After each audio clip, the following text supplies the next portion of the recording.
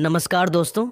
भारत और इंग्लैंड के बीच बर्मिंघम के ऐतिहासिक एजबेस्टन मैदान पर खेला गया पहला वनडे मुकाबला एक ऐसा महासंग्राम रहा जिसमें हर कुछ ओवर बाद कहानी पूरी तरह बदलती रही।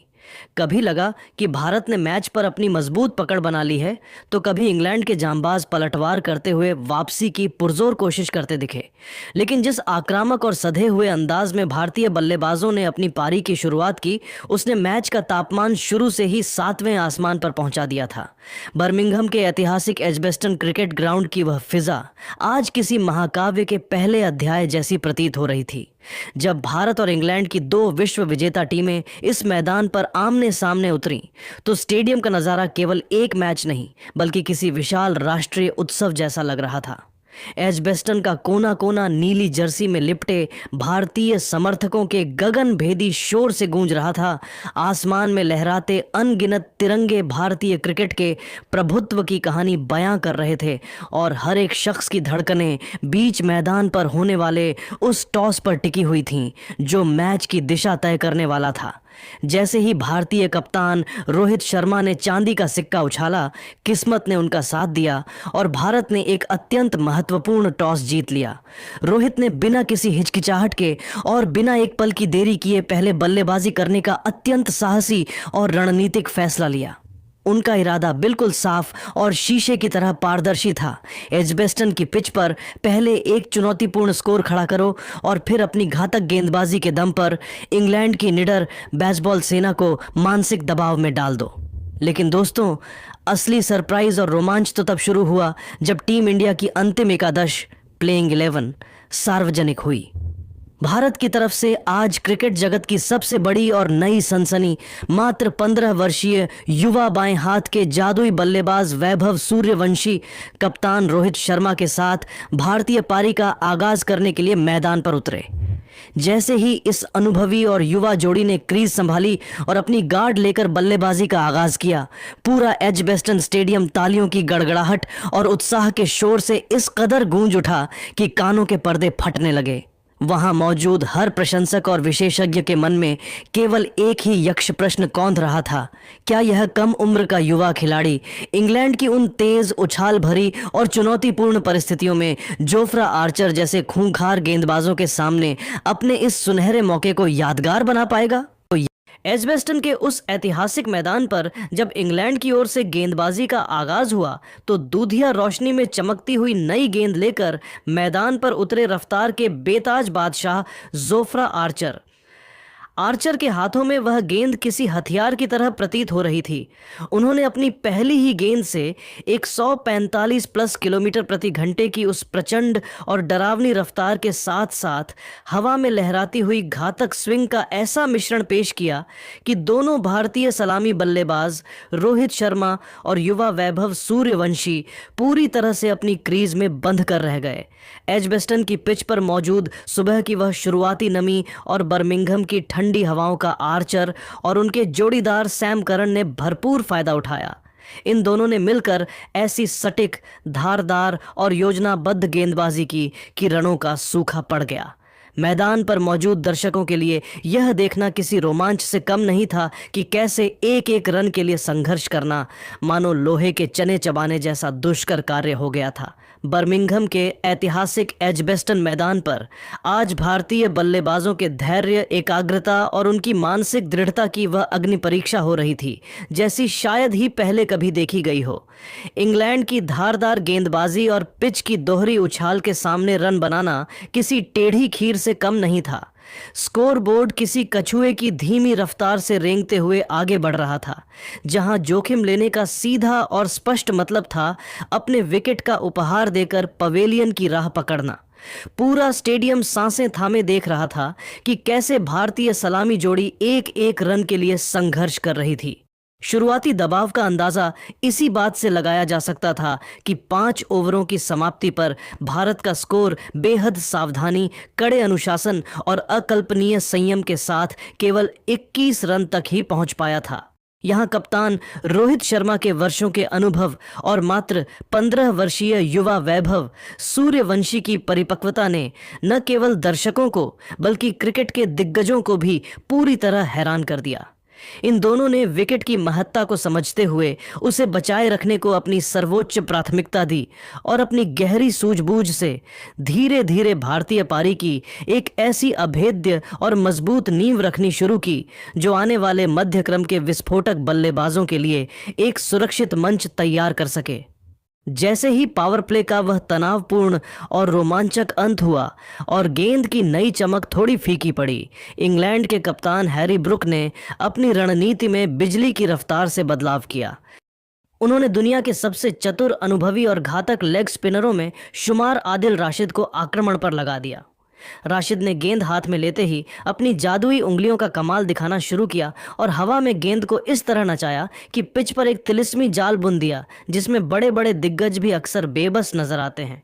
कप्तान रोहित शर्मा, जिन्होंने अब तक 42 रनों की अपनी पारी में लय पकड़ ली थी और कुछ मनमोहक बाउंड्रीज जड़कर आत्मविश्वास से लबरेज दिख रहे थे, वे अपनी इस शानदार शुरुआत को एक विशाल स्कोर में तब्दील करने की फिराक में थे। लेकिन ठीक उसी समय राशिद ने अपनी चतुराई का पिटारा खोला और एक ऐसी धीमी लूप वाली गुगली डाली जिसे भांप पाना किसी के लिए भी कठिन था। रोहित ने उस पर आक्रामक स्वीप शॉट खेलने का जोखिम भरा प्रयास किया, लेकिन गेंद की रफ्तार और उसके तीखे टर्न को पढ़ने में उनसे एक मामूली सी मगर घातक तकनीकी चूक हो गई। गेंद बल्ले को छकाते हुए सीधे स्टंप्स या पैड के करीब जा लगी और रोहित को अपना बहुमूल्य विकेट गंवाकर वापस लौटना पड़ा। रोहित का आउट होना भारतीय प्रशंसकों के लिए किसी बिजली गिरने जैसा था और एक पल के लिए तो ऐसा लगा जैसे पूरे एजबेस्टन स्टेडियम में मौत जैसा सन्नाटा पसर गया हो। परंतु वह सन्नाटा अधिक समय तक टिक नहीं सका, क्योंकि ड्रेसिंग रूम की सीढ़ियों से किंग विराट कोहली का वह शाही और आत्मविश्वास से भरा आगमन हुआ जिसका इंतजार हर क्रिकेट प्रेमी को रहता है। विराट ने क्रीज पर कदम रखते ही न केवल मोर्चा संभाला बल्कि अपनी उपस्थिति मात्र से ही दबाव को कम कर दिया। उन्होंने युवा वैभव सूर्यवंशी के साथ मिलकर बिखरती हुई पारी को संवारने और एक बड़ी साझेदारी बुनने का जिम्मा अपने उन अनुभवी कंधों पर उठा लिया जिन्होंने न जाने कितनी बार भारत को मुश्किलों से निकाला है। इसी बीच 15 साल के युवा वैभव सूर्यवंशी ने अपनी निडरता और गजब के आत्मविश्वास का ऐसा अद्भुत और रोंगटे खड़े कर देने वाला मुजाहिरा पेश किया कि अंग्रेज खिलाड़ी भी अपनी उंगलियां दांतों तले दबाने पर मजबूर हो गए। उन्होंने रफ्तार के सौदागर जोफ्रा आर्चर की एक 150 किलोमीटर प्रति घंटे की रफ्तार वाली तीखी और सिर की तरफ आती बाउंसर पर बिना डरे घुटने टेक कर एक ऐसा प्रचंड कलात्मक और दर्शनीय पुल शॉट जड़ा कि गेंद सीधे दर्शकों के बीच जाकर गिरी। उस एक शॉट ने पूरी दुनिया के सामने यह डंके की चोट पर ऐलान कर दिया कि यह 15 साल का लड़का महज एक खिलाड़ी नहीं बल्कि बड़े मंच का एक भावी सुपरस्टार है। वैभव ने अपनी एकाग्रता को रत्ती भर भी भंग नहीं होने दिया और अपने पहले ही अंतर्राष्ट्रीय मैच में इंग्लैंड की चुनौतीपूर्ण परिस्थितियों में एक अत्यंत जुझारू, साहसी और ऐतिहासिक अर्धशतक जड़कर रिकॉर्ड बुक के पन्नों में अपना नाम सुनहरे अक्षरों में दर्ज करा दिया। हालांकि नियति को कुछ और ही मंजूर था। अनुभवी स्पिनर लियाम डॉसन की एक तेजी से टर्न होती और अंदर की तरफ आती गेंद को पढ़ने में वैभव से एक छोटी सी तकनीकी चूक हुई और वे एलबीडब्ल्यू का शिकार होकर पवेलियन लौट गए।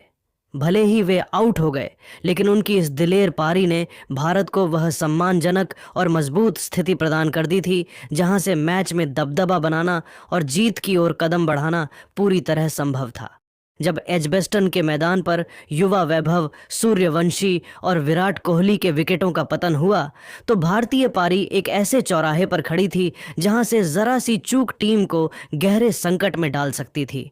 ऐसे नाजुक और चुनौतीपूर्ण मोड़ पर भारतीय मध्यक्रम के दो सबसे भरोसेमंद योद्धाओं कप्तान श्रेयस अय्यर और अनुभवी केएल राहुल ने मोर्चा संभाला। लेकिन जैसे जैसे दोपहर की तीखी धूप एजबेस्टन की पिच पर अपनी तपिश छोड़ रही थी, मैदान की वह सतह अपनी असली और डरावनी फितरत दिखाने लगी थी।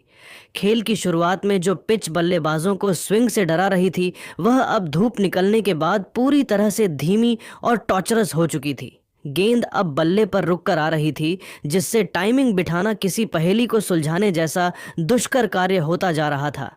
एजबेस्टन के उस तपते हुए मैदान पर जब शीर्ष क्रम के विकेट गिरने के बाद भारतीय पारी लड़खड़ा रही थी, तब संकट मोचक की भूमिका निभाने के लिए मैदान पर आए भारतीय कप्तान श्रेयस अय्यर।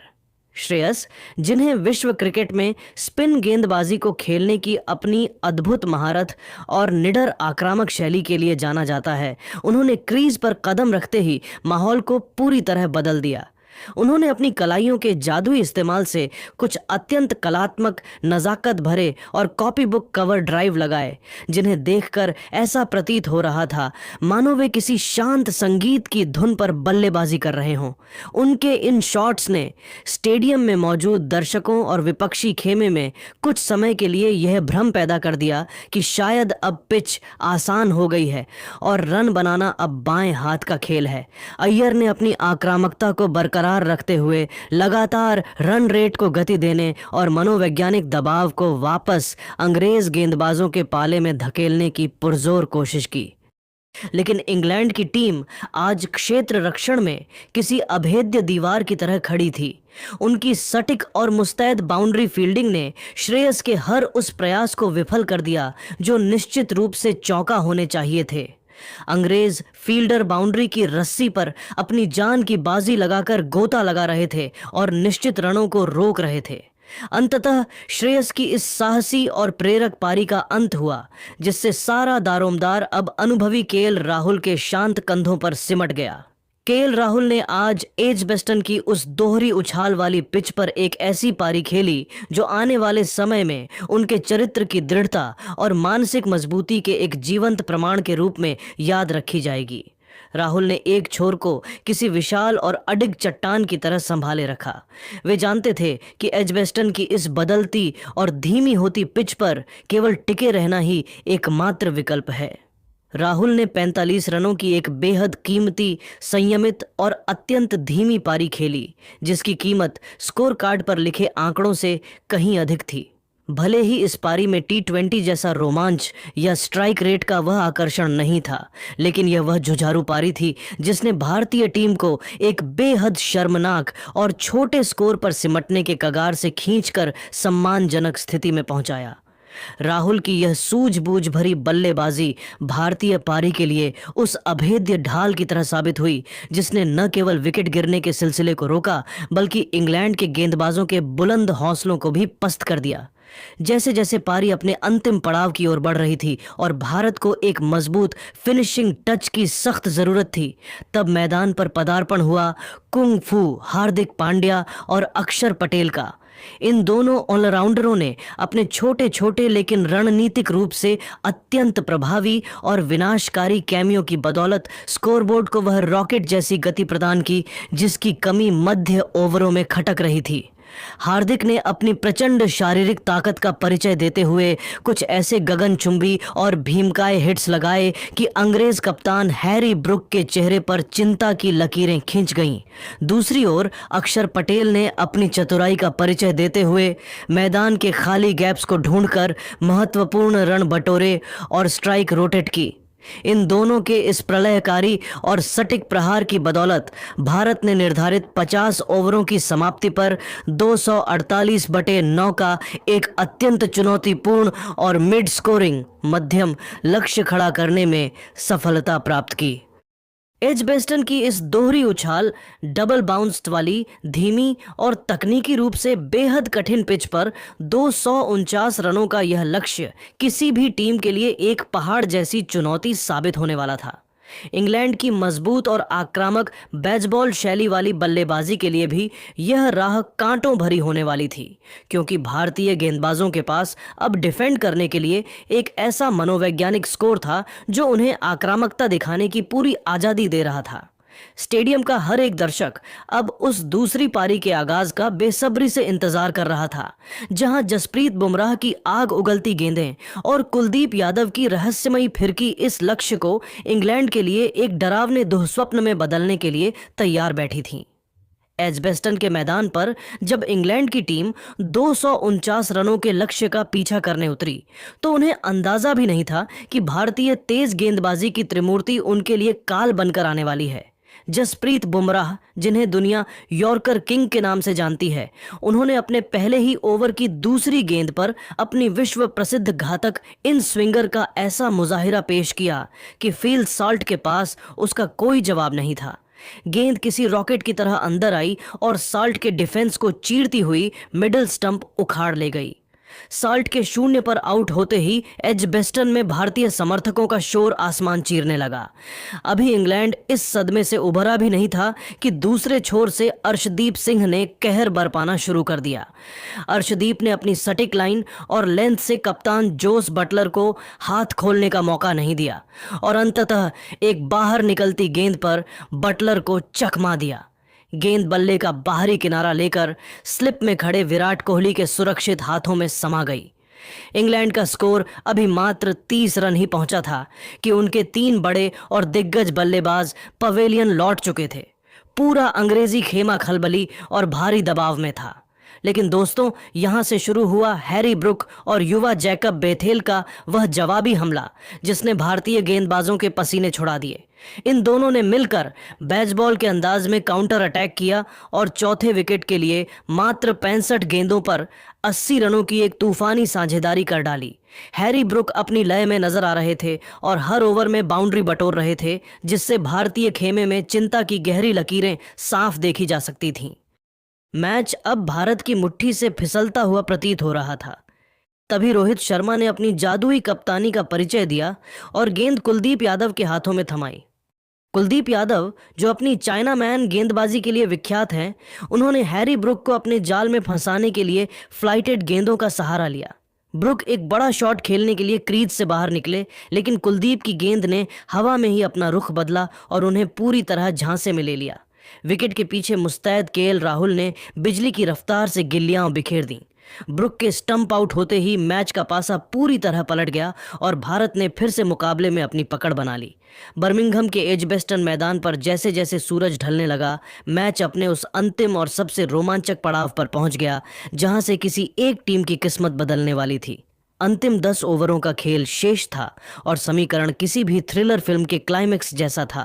इंग्लैंड को जीत के लिए 65 रनों की दरकार थी और मैदान पर अनुभवी ऑलराउंडर सैम करन एक चट्टान की तरह डटे हुए थे। स्टेडियम में मौजूद हर दर्शक अपनी सीट के किनारे पर बैठा था। ऐसे नाजुक मोड़ पर कप्तान रोहित शर्मा ने अपनी रणनीतिक कुशलता का परिचय देते हुए गेंद मिस्ट्री स्पिनर वरुण चक्रवर्ती को थमाई। वरुण ने कप्तान के भरोसे पर खरा उतरते हुए अपनी रहस्यमयी फिरकी से इंग्लैंड के निचले मध्यक्रम को बुरी तरह झकझोर कर रख दिया। उन्होंने अपनी उंगलियों के जादू से एक के बाद एक 2 महत्वपूर्ण विकेट चटकाकर इंग्लैंड की बल्लेबाजी की कमर तोड़ दी। लेकिन दोस्तों, असली ड्रामा तो अभी बाकी था। सैम करन ने हार मानने से साफ इनकार कर दिया था। उन्होंने एक छोर से मोर्चा संभाले रखा और अपनी टीम की मरती हुई उम्मीदों को अपनी साहसी बल्लेबाजी से फिर से जिंदा कर दिया।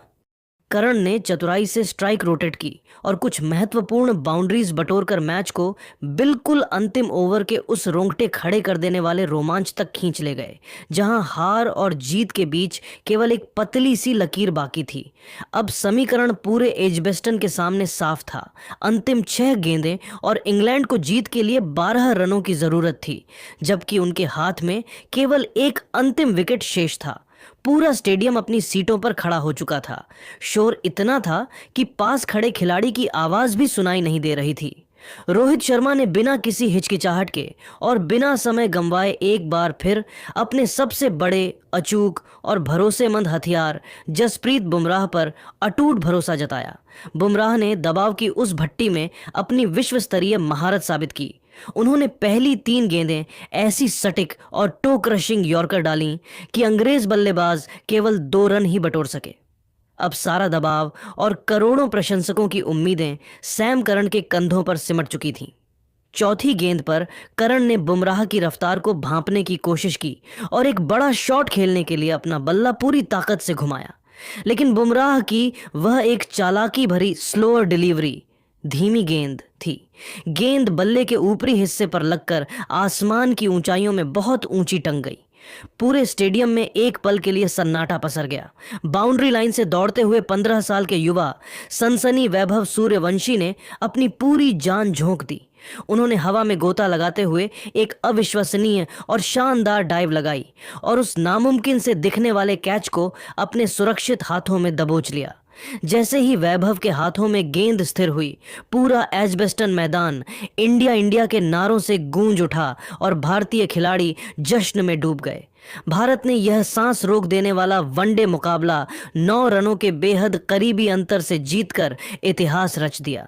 एजबेस्टन की उस सुनहरी और ऐतिहासिक शाम डूबते हुए सूरज की लालिमा के साथ तिरंगा पूरी शान और गौरव के साथ लहरा रहा था। टीम इंडिया ने इस जीत के साथ सीरीज में 1-0 की मजबूत और मनोवैज्ञानिक बढ़त बना ली थी। यह अविस्मरणीय जीत टीम के सामूहिक जज्बे, वैभव की चपलता और अंतिम ओवर में जसप्रीत बुमराह के उस फौलादी जिगरे की अमर गवाह बन गई।